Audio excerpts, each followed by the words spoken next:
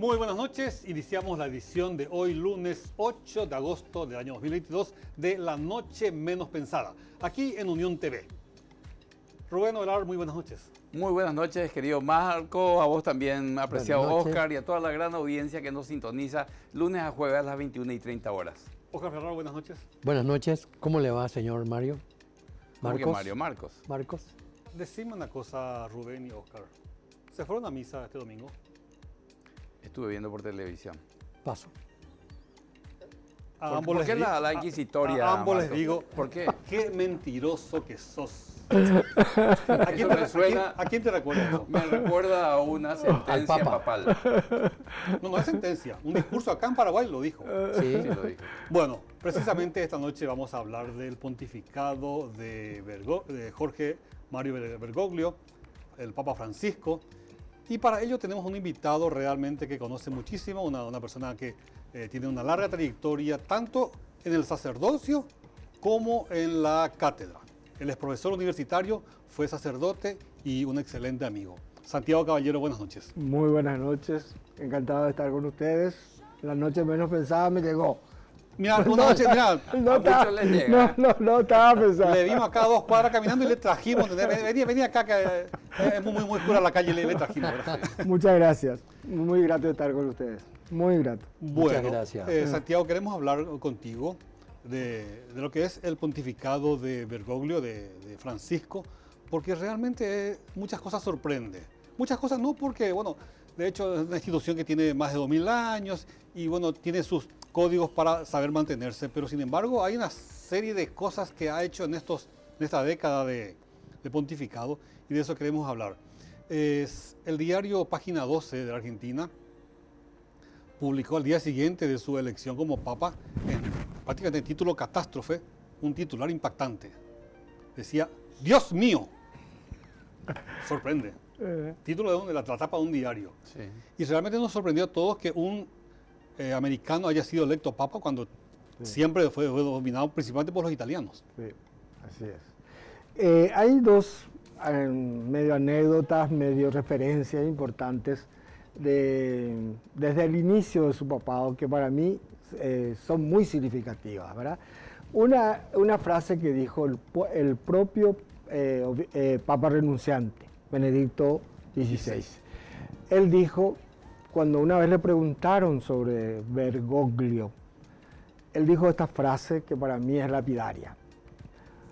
El testimonio de este jesuita purifica la iglesia. Lo dijo un papa, Sí. Lo dijo un papa, y no de la línea de él, ¿verdad? Entonces, en primer lugar, hay cosas que purifican en la iglesia. ¿Y qué tipo? Exactamente del tipo de testimonio que asumía el cardenal en ese entonces, arzobispo de Buenos Aires, Bergoglio. No vivía en el Palacio Episcopal, vivía en un departamento, no tenía coche a su disposición. Se lo veía caminar por Buenos Aires. Se lo veía caminar y usar el vehículo Transporte público. Sí, en el Transporte subte, público, viajaba en el sí, subte. tranquilamente. Y sobre todo su centro de mayor incidencia pastoral fue en las villas. Entre ellas, la villa la villa donde estaba una capilla dedicada a la Virgen de Cacupé. La Villa 31, Exacto. que está próximo a Retiro. Ahí está. A la estación Retiro. Vos sabés más que yo. Bueno, entonces ese testimonio es algo punzante, significativo y realmente casi profético, ¿no?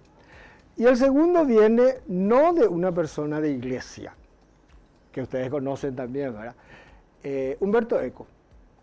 Humberto Eco es un comunicólogo, escritor, El nombre de la rosa. El nombre de la rosa y otras novelas y sobre todo su aporte en la semiología, en el estudio de la imagen, fantástica. Es un grande de la comunicación o del estudio de la comunicación. Y él dijo, este jesuita argentino más se parece a un jesuita paraguayo. Así dijo. Eso no sabía. Él dijo, ¿qué significa esto? Bueno, Humberto Eco sabía muy bien toda la historia de las misiones jesuíticas, ¿verdad? Claro. Y que implicó una experiencia utópica con muchos retractores y muchas discusiones hasta hoy día, pero que significó algo que hasta creo que Voltaire se refirió alguna vez diciendo que era una utopía extraordinaria con respecto a una situación política de colonialismo donde los jesuitas intentaron algo diferente. Lo acusan que también no tenía mucha diferencia en cuanto a la explotación de los indígenas, ¿verdad? Pero la verdad es que ahí se mantenía por lo menos la vida y las posibilidades de algo digno, ¿verdad? Así, a mí me impacta mucho eso, ¿no? O sea, no quiero decir lo que pudiera significar. No es un jesuita argentino. No quiero quedar mal con los amigos argentinos, tengo parientes, tengo amigos, los aprecio mucho y no estoy en las generales del desprecio al curepí, no, de ninguna manera. Pero es obvio que hay una diferencia muy grande entre decir jesuita argentino y jesuita paraguayo, porque sí, es toda una historia. Claro, y fundamentalmente porque lo que pasó acá, sí, especialmente en las ruinas jesuíticas, ¿verdad? Sí. Fue un cambio en la historia. Así es. ¿Verdad? Sí, se transformó muchas de las cosas. Sí. Luego vinieron otra serie de cosas, pero el tiempo que ellos estuvieron, sí, florecieron. Sí. Y floreció también, sí, una especie de un sistema diferente. Eso. ¿Verdad? Sí, así Entonces, tiene mucho que ver esa fuerza paraguaya con un hombre que viene a hacer un cambio. Que no terminó con la expulsión, inclusive, sino posteriormente siguió la fuerza. Sí, a pesar de. Sí. Entonces, ¿cuál es un poco el significado ya en el contexto de la elección, ¿verdad? Según algunos, Bergoglio estuvo a punto ya de ser papa en la elección de Benedicto. Cuando se le eligió a Benedicto. Cuando se le eligió a Benedicto. En el cónclave. Claro. Y que según algunos dicen, cosa que más adelante se sabrá, pero por ahora es todavía especulación, que él mismo renunció, dijo no. ¿Por qué? Porque había una mayoría que estaba muy bien plantada con respecto a la sucesión. Algo así como que Juan Pablo II había designado ya a este señor. Como sucesor. Como sucesor. Y entonces, por supuesto, eso también cuenta en la mentalidad eclesial, en la mentalidad jerárquica y todo ese tipo de cosas. A mí no me extrañaría que haya sido real eso, ¿verdad? Entonces después viene el hecho del pontificado. Perdón, Santiago, sí, pero ¿cómo se filtró esa información de que él, Bergoglio, estuvo en la mira como para ser papa ya? ¿Cómo se supo eso? Y esas son las filtraciones que nunca vas a tener, lo digo fulano, testimonio fulano, mucho después a veces aparece. Sí, pero fue publicado eso también. Fue publicado, pero hay gente que está muy especializada en eso, saben. Si uno lee la novela Las sandalias del pescador, ¿quién lo escribió? Morris Juez. Morris Juez fue por muchos años, por mucho tiempo, corresponsal en el Vaticano. Entonces tenía permanente contacto con las autoridades eclesiásticas y sabía muchas cosas y posiblemente le confiaban, así como le confiaban a él, también le habrán confiado a otros periodistas este tipo de versiones, ¿verdad? De que Bergoglio estuvo a punto de ser papa ya en el anterior conclave. Así es. Y bueno, lo que sigue se fue, bueno. Y después vienen los problemas, en el sentido de que obviamente el hecho de la forma o los discursos de Benedicto XVI, si bien tienen una carga teológica, porque es profesor de teología, bla, bla, bla, bla, muy fuertes, sin embargo, no estaba solucionando el asunto y había metidas de pata, como cuando vino a hablar en Aparecida, en Brasil, que dijo que no es cierto lo de la matanza, la colonización violenta. Eso fue algo terrible, ¿verdad? Porque hoy en día es una cosa obvia. Obvio, por todas partes, sea creyente o no, es que te dice la historia, ¿verdad? Como lo que pasó en Canadá, ¿verdad? También que ahí Francisco, ¿verdad? Pide perdón por toda por la destrucción de la cultura de los indígenas. Pero esa es otra parte, ¿verdad? Y lo mismo aquella vez que se fue a una población de África, donde uno de los males más grandes era el tema del VIH, cosa sumamente superada en muchas culturas, en muchos países, y él dijo que no al condón, por ejemplo. Sobre eso mismo, Sí. perdón, Sí. cuando hizo una declaración, cuando una periodista, creo que italiana, le pregunta cómo está el mundo, Bien. y él dijo mal, porque verdaderamente con este COVID que tuvimos se notó la diferencia que existe, la diferencia social, económica que existe, porque aquí en Europa se solucionaron los problemas con ¿cómo se llaman? Las inyecciones, las vacunas, mientras que en África morían miles y miles. Entonces él dijo mal, dijo. Y verdaderamente es una persona que tiene un sentimiento muy profundo en lo popular, que ve esas cosas, lo que no veían los anteriores papas, o no lo querían ver. Bueno, entonces, no sé si seguimos con el proceso. Sí. Bueno, y bueno, nuestro argentino, Curepí, papa. Bueno, sorpresa, mucha sorpresa, pero no tanto, ¿verdad? Porque obviamente yo creo que las aguas estaban muy turbias en la iglesia y ese hecho de la necesidad de una purificación se vio bastante claro ahí, ¿no? Y creo, según también, como dice el amigo, las filtraciones, ¿verdad?, no venían solamente por un apego de los sudamericanos o los no europeos, sino también por gente del primer mundo, como el cardenal de Nueva York, que vino acá al Paraguay, entre paréntesis, conoce la realidad latinoamericana, nunca me acuerdo el nombre, pero es un tipo fantástico, es un franciscano. Es un poco el amigo acá de nuestro nuevo cardenal, un tipo fantástico. Como él, hubo otros cardenales de países del primer mundo que también vieron esa necesidad de una purificación al estilo de Francisco, que tuviera más apertura a los problemas, sobre todo a los problemas del tercer mundo, el problema del hambre, el problema de la guerra. Son problemas terribles, no solucionados ni no encaminados en soluciones efectivas.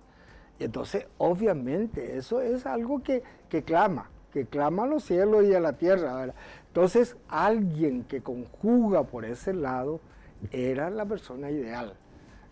No sé si yo nomás soy un poco demasiado afecto a Francisco, que me parece que por ahí va, si es que queremos especular. ¿Le llegaste a conocer a Francisco? No, porque cuando vino acá yo no me animé. Yo no me animé a pedir porque era tan poco el tiempo y demás. Yo estoy colaborando en esto hace unos años, hace 15 años, con la causa de la canonización de un sacerdote casapeño, el padre Julio César Duarte Ortellado. Y él trabajó en mi pueblo, yo soy de Uicuí. Entonces la gente, incluyendo mi familia, siempre me habló del padre Julio. Y realmente es un personaje interesantísimo, ¿no? Y por ahí hubiera podido, pero dije, no llegaba la hora. Así es. ¿Cuántos años de sacerdocio tenés, Santiago? 7 nomás. 7 nomás. ¿Te llegó la fiebre de los 7 años? No en el matrimonio, sino que en el sacerdocio. No prefirió su clase en la Universidad Católica. No, me echaron. No, antes me echaron trabajo, por supuesto. Obvio. Después no me volví. No, yo creo que fue mucho más. Es decir, yo entré muy de criatura en el seminario, ¿verdad? Y cuando uno entra de criatura, pues se adapta a las cuestiones que no son las mismas que cuando sos adolescente y sos adulto. No sé si te voy a interrumpir en tu tema sobre el Papa, ¿verdad? Sí. Pero a lo mejor él piensa algún día, esta cuestión del celibato, sí. en esta época, ya está que, creo que, no sé, está ya quedando como una cuestión que puede perjudicar al sacerdote. Antes entendíamos y veíamos, hoy yo no entiendo. ¿Se justifica el celibato? Y mira, la teología lo justifica y por eso se sigue manteniendo. O sea, ¿no hay visos de un cambio cercano del tema celibato? Yo creo que sí. Sí, cuando él organizó algo que en nuestro país pasó totalmente desapercibido, aun cuando nuestro arzobispo Valenzuela era miembro también del comité organizador, o por lo menos de uno de los comités. El famoso sínodo de la Amazonía. Sí. Esa fue una cosa así impactante. ¿Por qué? Porque si hay un territorio crucial para nuestra civilización y para el futuro, es la Amazonía. Y se está perdiendo eso. Entonces él organiza un gran sínodo, convoca a los obispos que tienen algo que ver con la zona, convoca a los laicos, convoca a las distintas confesiones y aparecen los grupos indígenas y bla, bla, bla, bla, y se hizo una cosa bellísima al tal punto que cuando se realizó el cierre, en plena basílica, se realizó un rito de los indígenas, que fue el escándalo por algunos purpurados y obispos europeos, ¿no? ¿Cómo se va a hacer eso? Él lo hizo campantemente. Y en esa circunstancia, por ejemplo, él valoró y comenzó a dar mayores posibilidades a los laicos casados que se dediquen al apostolado, a la misión, etcétera, etcétera, casi como fuéramos sacerdotes. Todavía no son sacerdotes. Una pregunta así dura, Santiago. Me voy a preparar. Si habláramos de porcentaje y habláramos solamente de la población sacerdotal paraguaya, de la Iglesia Católica, ¿el 100% de los curas, de los sacerdotes hoy mantienen la castidad, mantienen celibato? ¿O qué porcentaje me gustaría saber? No sé, no lo sé, ni tampoco. ¿Arriesgarías no arriesgaría de ninguna manera, ¿verdad? Porque eso forma parte de una cuestión científica, ¿verdad? ¿Pero hay gente transgresora? Sí. Como en todos lados. Después, claro. Las versiones sobre un cambio de papa, un próximo cónclave para elegirle sucesor, teniendo en cuenta su estado de salud y una decisión muy reciente de un sector muy conservador de la Iglesia, ¿será que se viene ese tema? Vamos a hablar en el siguiente bloque, luego de una breve pausa. Ya regresamos.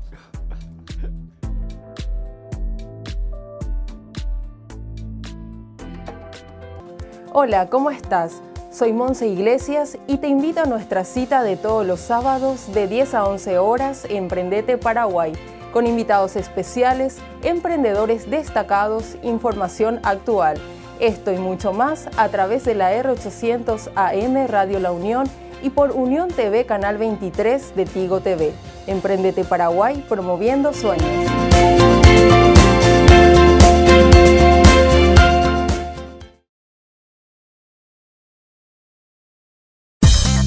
Unión TV es el nuevo canal pensado para vos. Te acompañamos desde bien temprano, con info, entretenimiento, programas que te interesan y contenido internacional exclusivo. Unión TV, encontranos en el canal 23 de Tigo TV y en YouTube como Unión TV PY. Unión TV, unido a vos.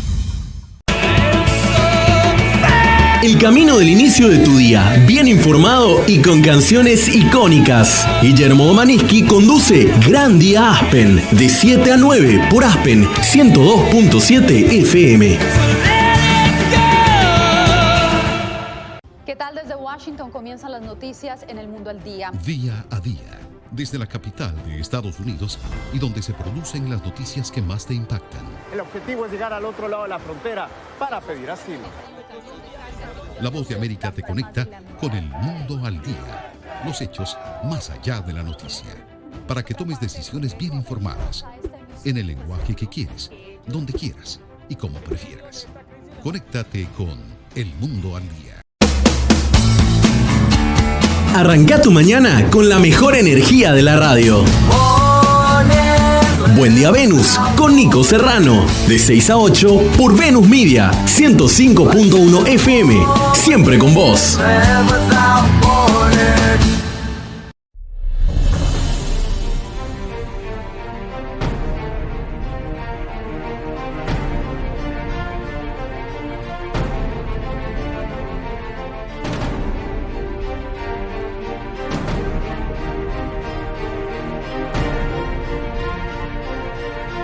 Con ustedes, Ñacunu tu pregunta. un programa magazine hecho por estudiantes de la carrera de Ciencias de la Comunicación de la Facultad de Filosofía UNA.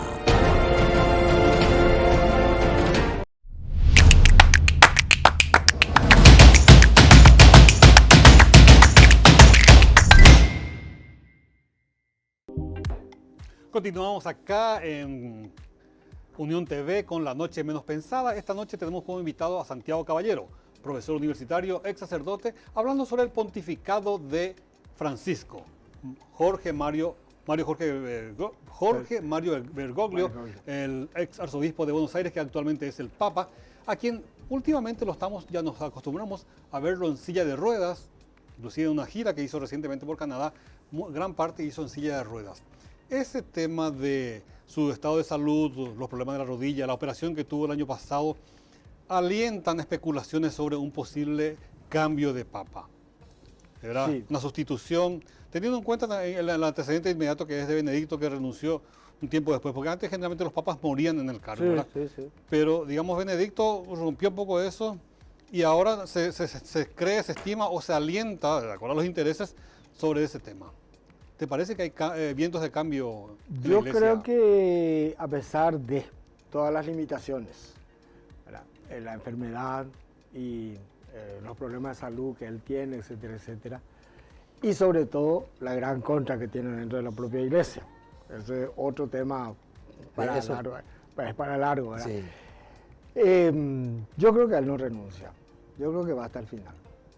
¿Qué significa hasta el final? Hasta donde él pueda. Tal vez ya en su lecho de muerte, no sé si va a ser lo de Juan Pablo II, que estuvo... Pero ya. La prensa, Santiago, al menos los trascendidos, hablan de una probable dimisión o retiro de él, de acuerdo a sus expresiones. Sí. No, las expresiones fueron más bien manipuladas, porque después él aclaró de que no, de ninguna manera. Santiago, sí. Cuando nosotros estamos pensando sobre Francisco, nos vino un poco algo que sucedió en esta semana, y fue la disposición papal, no sé si un decreto papal, no importa eso, pero la disposición del Papa Francisco en torno a la orden o el Opus Dei, de eso queríamos hablar un poco y escucharte un poco a vos todo lo que significa eso, porque para mí creo que eso tuvo que hacer una bomba de tiempo de caer en el Vaticano, aunque ya sabían algunas cosas, pero para todos fue verdaderamente un momento importante esta disposición papal. Sí, pero ya forma parte de un proceso también. Eso también es importante porque el poderío, la fuerza que tenía el Opus Dei en los anteriores pontificados ya se fue debilitando bastante.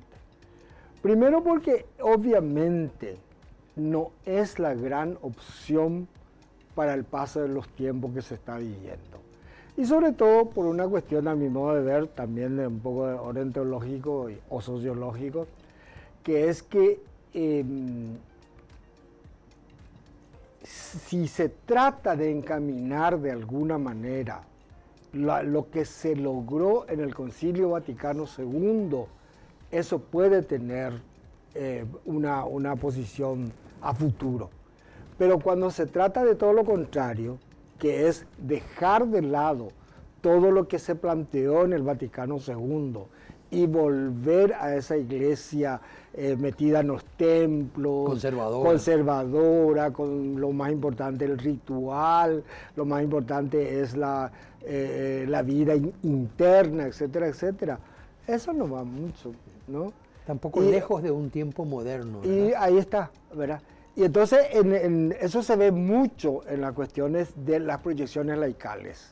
El Vaticano II potenció la teología de la liberación, escrachada, demonizada, vilipendiada, pero que significó un empuje extraordinario de la Iglesia. ¿Por qué? Por escuchar los clamores de la gente que sufre hambre, que sufre injusticia, que sufre disgregación, etcétera, etcétera, etcétera. Y eso fue algo muy fructífero en la Iglesia. Pero los grupos conservadores se atrincheraron en esos grupos, Opus Dei, Comunidad y Liberación y otros que tuvieron un gran empuje al principio. Pero eso se fue diluyendo, Hoy se mira de nuevo la iglesia que está entre los pobres, la iglesia que está el Papa Francisco tiene una frase muy significativa, nada nueva porque es evangélica, dice, quiero pastores con olor a oveja. Es decir, obispo y sacerdote que estén con la gente, que le bajen a la trinchera, ¿verdad? Y eso a muchos no les gusta. El obispo alemán que dejó la sede y compró un castillo, y que vendió los coches y compró 0 kilómetros y autos de colección, hoy no está, el Papa lo fletó. Entonces, a nosotros no nos llegan muchas veces esas informaciones, pero son reales. Sí, ¿por qué eso? Ahí está. No, es interesante, terrible. Somos todos comunicadores. Es ¿verdad? terrible. Sos profesor de comunicación. Pues es una información no apta. Y seguramente, yo me desespero a veces, porque el Papa está haciendo cosas tan interesantes que ni el propio canal católico lo transmite. Y eso. Esta vez, no sé si ustedes, yo seguí porque justamente, no sé si Dios me castigó, pero estuve con una gripe y entonces estaba en casa y miraba mucho, quería ver qué pasaba en Canadá.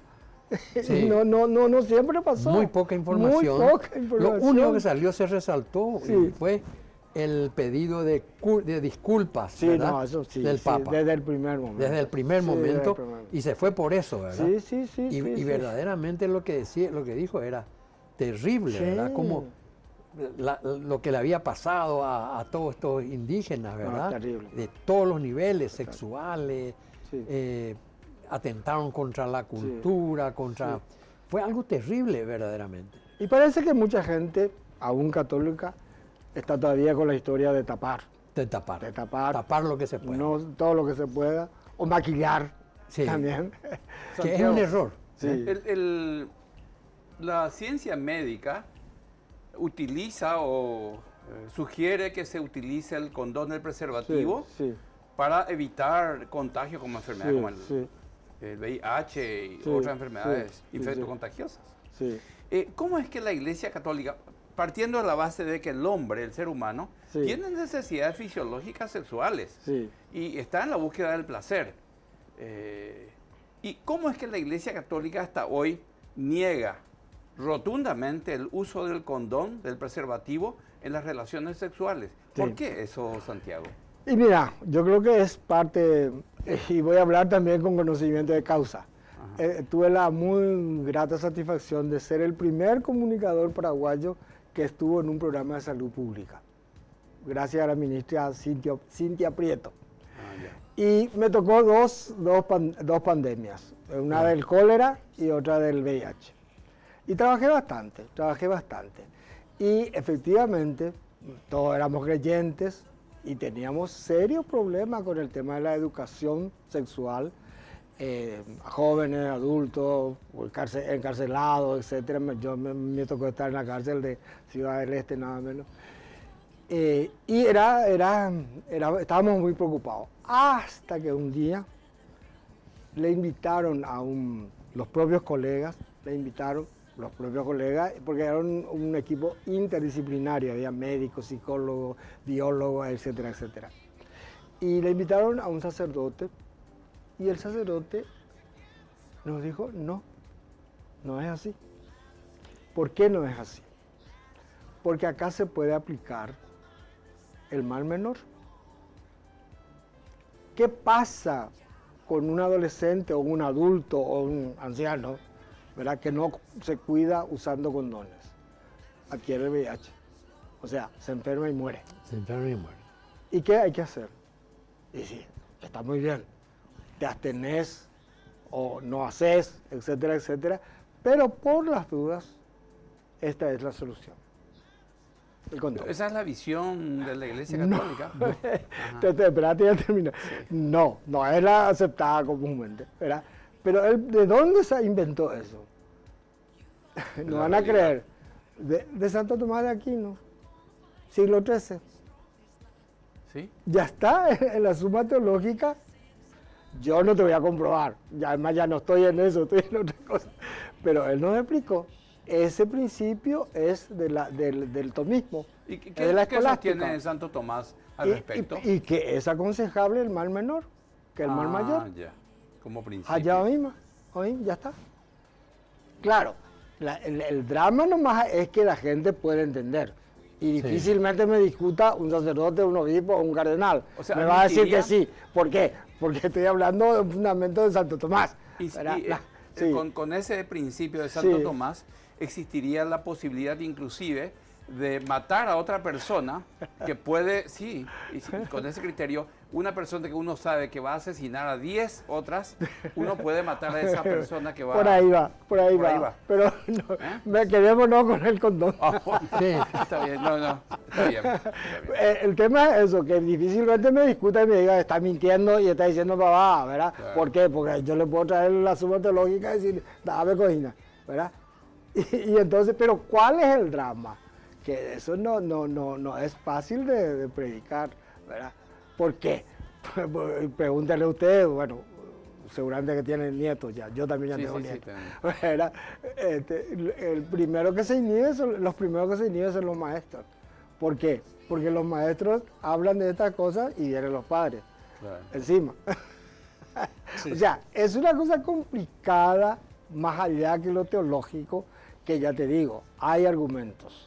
Hay, pero hay una necesidad de procesos de educación que nos vayan haciendo tomar conciencia de la importancia, ¿verdad? O la famosa anécdota del papá que alaba y le compra condones al hijo varón, pero no se le ocurra hacer lo mismo a la nena. No, la nena debe ser virgen.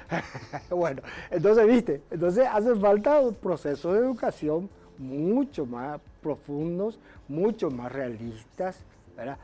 Recientemente, por darte otro ejemplo, los policías que matan muy suelto del cuerpo, el jefe dice, procedió como corresponde. ¿A beneficio de quién? Le está salvando a una persona que hizo eso por deber y el pobre ciudadano. ¿Quién le salva al pobre ciudadano? ¿Por qué existen vicarios castrenses al frente de una organización armada entonces? Y existe todavía, hasta hoy día existe. Y eso es parte de la historia. Claro, es parte y con de la armas, con cañones, ametralladoras. Sí. Y ¿no un contrasentido eso? Encuentro contrasentido, pero se justifica, porque son fieles que están en eso. O sea que va más allá también de lo religioso, había que plantearse algún otro cambio de políticas sociales, políticas, etcétera. Pero sobre todas las cosas hay un problema en la educación, ¿verdad? Sí. Que debería de cambiarse, pero una mentalidad conservadora que prohíbe ciertas cosas, que no permita que se hable, que se diga, que se tape de todas maneras, imposibilita que esa educación llegue y pueda discutirse, pueda dialogarse. Ese es el problema. Ese es el problema. Entonces caemos con que, no, eso está prohibido y prohibido. Prohibido, sí. Ahí. Sí. O las medias verdades. O las medias, tal vez, ¿verdad? Porque hasta hoy día, yo hace rato que no estoy en ese programa, pero escucho y me dicen que la doctora o la no sé quién se fue y dijo que es mentira, que el condón no ataja. Está comprobado científicamente que es el 99%. O sea, 1%, y además se explica por qué falló. Claro. Por mal uso o porque estaba en mal estado el material. El profiláctico, sí. Pero volviendo un poco otra vez a nuestro tema entre el Opus Dei y los jesuitas, porque esta también es una lucha que viene de hace muchísimos años. Interesante. Sí. Y te propongo dejarlo para el siguiente bloque. ¿Qué te parece? Me parece porque bien. Porque realmente es apasionante. Enseguida regresamos a este tema que estamos encarando, el pontificado de Francisco y en la siguiente etapa, en la cuestión del Opus Dei, los jesuitas y también su relación es muy especial con Paraguay. Regresamos en instantes.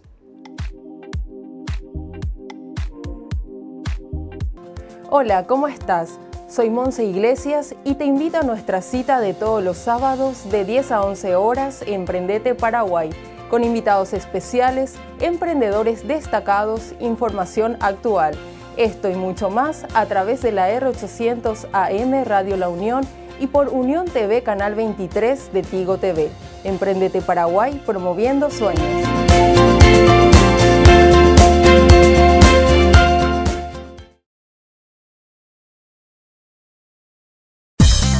Unión TV es el nuevo canal pensado para vos. Te acompañamos desde bien temprano, con info, entretenimiento, programas que te interesan y contenido internacional exclusivo. Unión TV, encontranos en el canal 23 de Tigo TV y en YouTube como Unión TV PY. Unión TV, unido a vos. El camino del inicio de tu día, bien informado y con canciones icónicas. Guillermo Maniski conduce Gran Día Aspen, de 7 a 9 por Aspen 102.7 FM. ¿Qué tal? Desde Washington comienzan las noticias en El Mundo al Día. Día a día, desde la capital de Estados Unidos y donde se producen las noticias que más te impactan. El objetivo es llegar al otro lado de la frontera para pedir asilo. La Voz de América te conecta con El Mundo al Día. Los hechos más allá de la noticia. Para que tomes decisiones bien informadas. En el lenguaje que quieres, donde quieras y como prefieras. Conéctate con El Mundo al Día. Arranca tu mañana con la mejor energía de la radio. Buen Día Venus, con Nico Serrano, de 6 a 8 por Venus Media, 105.1 FM, siempre con vos.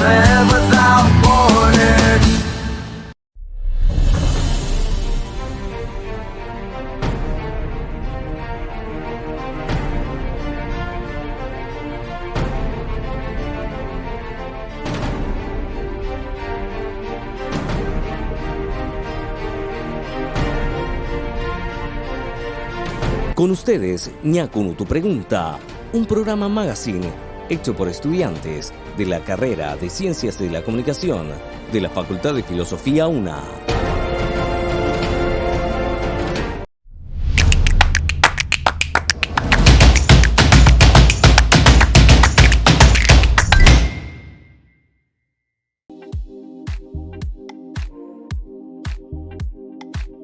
Continuamos acá desde Unión TV con La Noche Menos Pensada.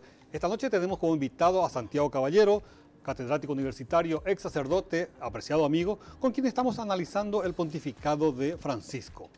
Francisco es jesuita. Acaba de tomar una resolución muy fuerte con respecto al Opus Dei. O sea, le quita poder al Opus Dei. Es sorprendente. Y llamativamente es un jesuita que hace eso al Opus Dei. Hay una guerra no declarada o una guerra así en Iyequepe, una guerra ahí en el submundo entre jesuitas y Opus Dei, Santiago. Mira, no sé decirte así, tajantemente, porque no estudié mucho de ese tema. Pero sí yo lo interpreto en el conflicto, lo interpreto como parte de lo que aquí ya hablamos varias veces, ¿verdad? Lo conservador, o la línea conservadora y la línea de renovación, ¿verdad? Los jesuitas siempre se han caracterizado por tener posturas así de vanguardia, sí, en la iglesia, en lo social, en lo político, en lo científico, etc. Un ejemplo, en la década del 70, los jesuitas en la iglesia de Cristo Rey hacían la misa a gogó. Música con instrumentos eléctricos en ese momento, era una novedad en aquel instante. Un ejemplo. Totalmente, totalmente. Sí.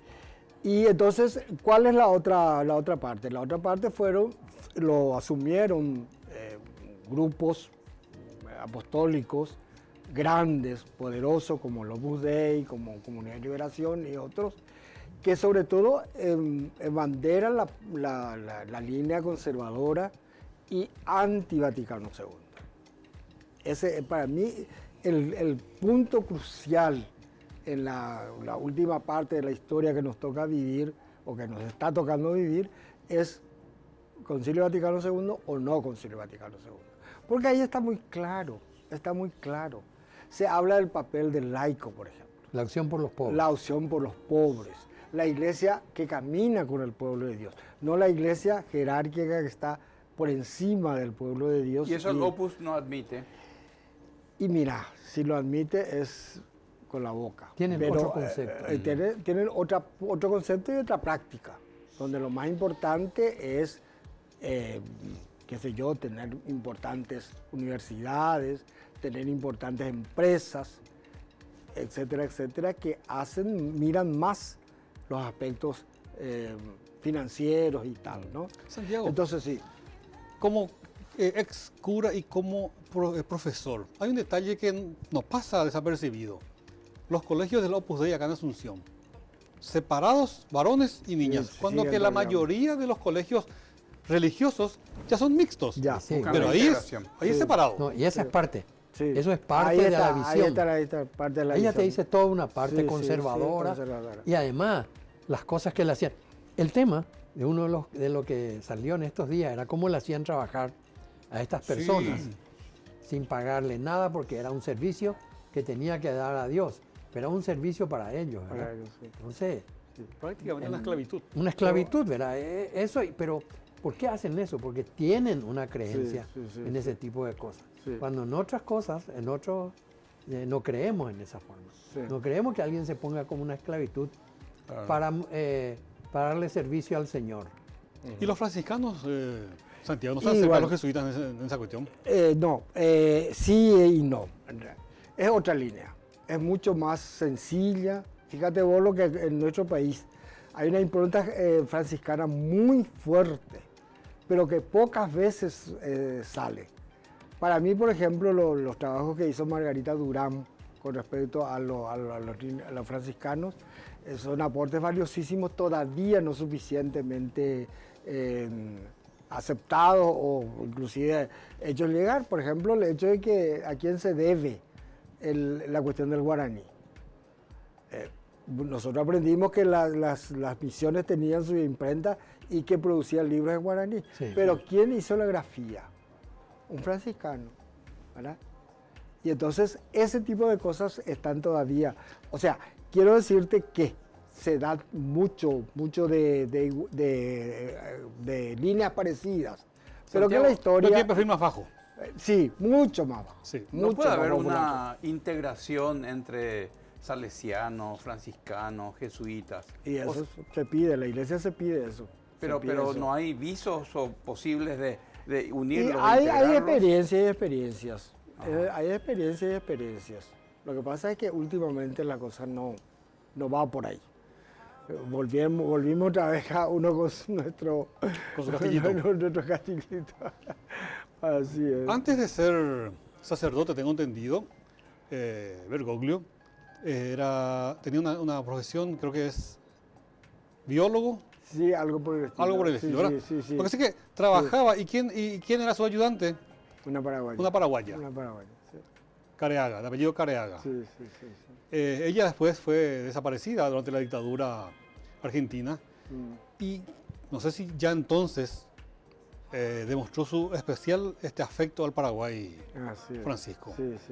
Ya en aquella oportunidad trabajando con la señorita Careaga, cuando se iba a las villas a la celebración de la Virgen de Cacupé, cuando dice la mujer paraguaya la más gloriosa de América, Sí. y cuando, a diferencia de Juan Pablo II, que recorrió prácticamente todo el mundo, él hizo muy pocos viajes en lo que va de su pontificado, y va a ser cada vez menos, evidentemente, visita Paraguay, elige Paraguay para tiene un afecto especial con Paraguay. Sí, yo creo que conoce mucho lo nuestro, ¿verdad? No solamente lo que se ha publicado tanto como lo de la mujer, ¿verdad?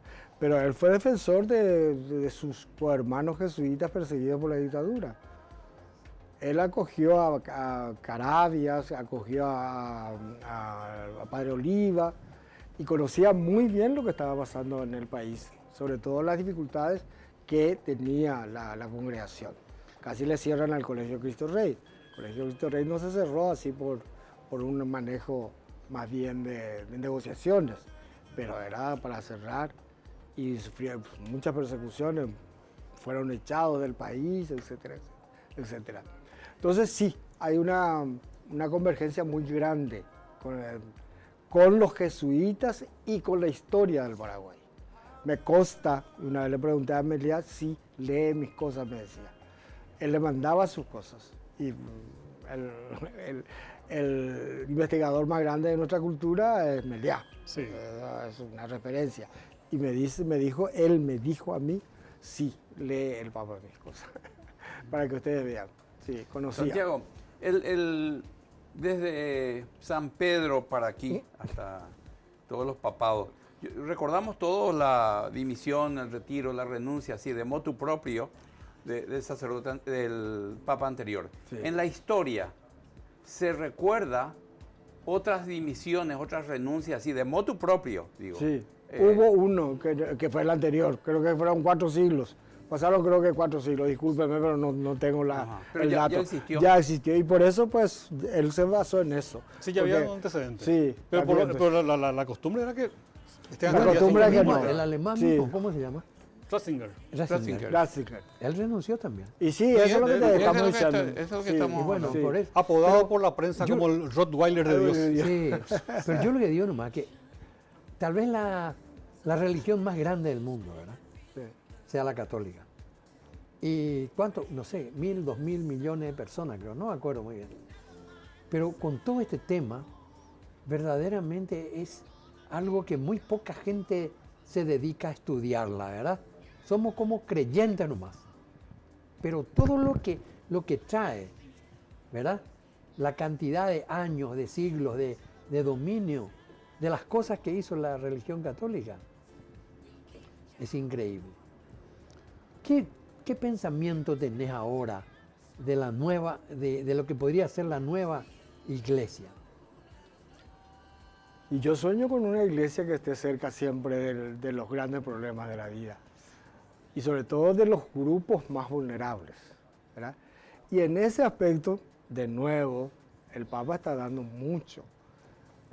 Cuando le preguntan a él sobre el tema del homosexualismo, él dijo, ¿y quién soy yo para juzgarlos? O sea, no es que se lavó las manos, él respetó aquello. O sea, no fue más allá de eso, pero esa frase es para mí demasiado significativa. Es muy fuerte. Mira, sí. Yo tengo una experiencia, estuvimos en un grupo del CEPES, fuimos a Coronel Oviedo.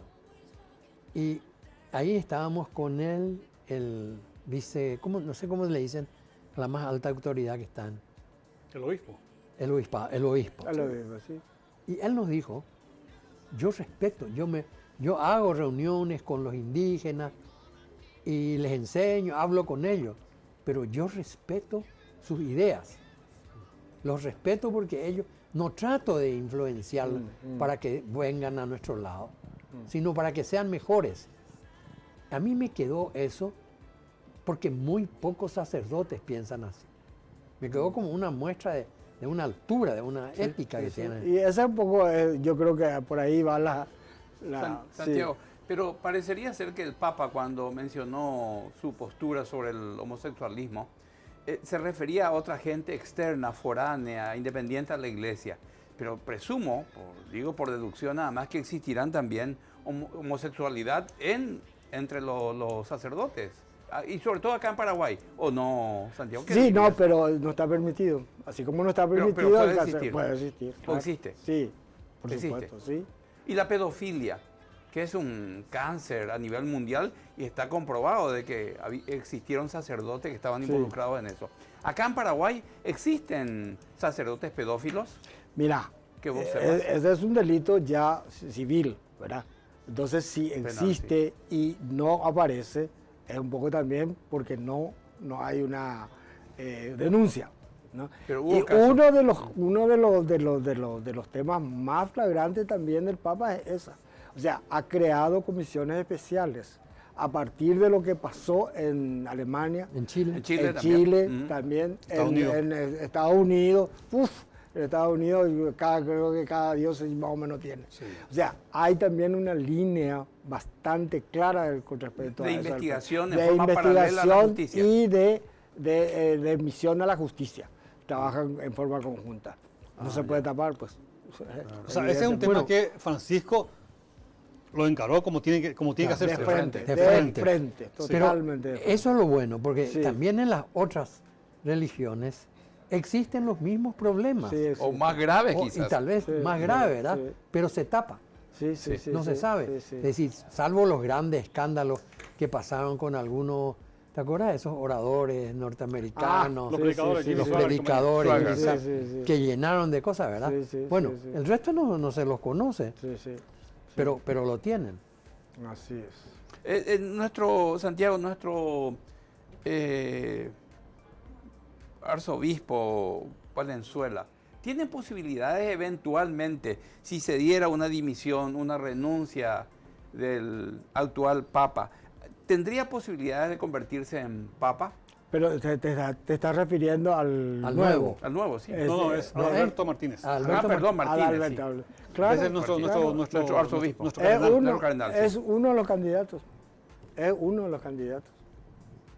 Eso está por... ¿Puede convertirse? Puede. Puede ser un... Sí. A vos va a ser el primero que te va a decir. Ya estoy bendecido. Voy a ser No, comulgado. por tu palabra profética, al contrario, te va a agradecer. Sí, no, claro. Y puede darse. Pero se puede dar. Puede. Sí, se puede dar. Sí. Están, o sea, de acuerdo a lo que es digamos, todo el protocolo, ¿verdad?, de elección de Papa, él puede. Y él puede votar, inclusive porque tiene menos de 80 años. Puede votar. Participa en el cónclave y puede votar, sí. O sea, la parte negativa estaría en que no tiene andamiaje político, seguramente, y eso presumo que servirá de presión allá entre los cardenales. Bueno, ahí ya serán las tendencias. Ajá. Y creo que eso también el Papa está manejando bastante bien. Por eso crea cardenales de países no europeos. ¿Y podría existir el famoso Papa Negro? Más que nada leyenda. Pero hay otro cardenal que él dice, ¿verdad? Nuestro amigo, el que estaba en Don Bosco Oroga y eso, ¿cómo se llama? Cristóbal López. Cristóbal López, ¿verdad? Sí. Cristóbal López es, bueno, él es español. Él es español. Pero él dice, él se nacionalizó, creo, no llegó a eso, ¿verdad? No, pero estuvo mucho tiempo en Paraguay. Pero estuvo mucho tiempo en Paraguay, sí.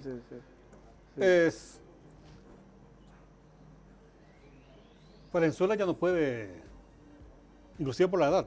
Sí. Ya no puede ser. Sí. Es Bergoglio,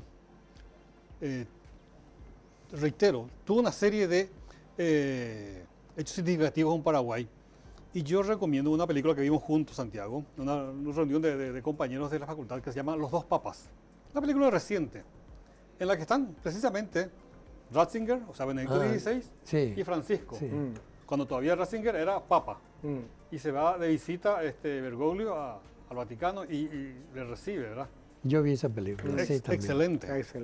Sí. Recordar un poquito, recordarle a la audiencia los momentos trascendentes de la película. Lo importante, a veces pues Hollywood es Hollywood, ¿verdad? Sí. Da una visión así que...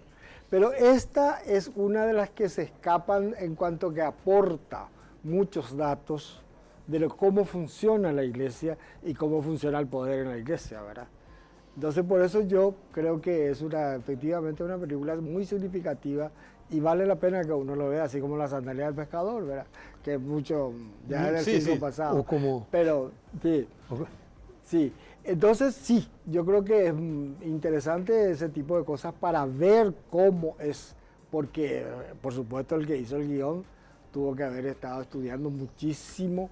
Un Morris West de la actualidad, ¿verdad? Sí. Fácilmente. Sí, como también la parte del Padrino, ¿verdad?